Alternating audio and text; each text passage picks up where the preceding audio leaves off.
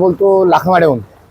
हा जो धोड दवाखाना आहे खूप दिवसापासून जीर्ण झालेला आहे आणि तिथे वारंवार शेतकरी लोक बैल गाय म्हशी वगैरे घेऊन जातात, पण तो सुरू काही नसते. त्याच्यामुळे नवीन जो दवाखाना बांधला आहे ते डॉक्टर लोक काही यांना म्हणजे त्यांची काय समस्या आहे याचं काही कळत नाही आहे आणि तो खूप दिवसाचा बांधून बी त्यांना स्थलांतर नाही होत आहे आणि तो बंद असल्यामुळे तिथे तो इमारत खूप ढसाळलेली आहे.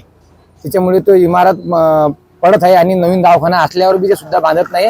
त्यांची सर्व आपले दवाखान्याचे जे आरोग्य सेवक असेल काय असेल समजा त्यांनी पूर्ण काळजी घ्यावी ही नम्र विनंती.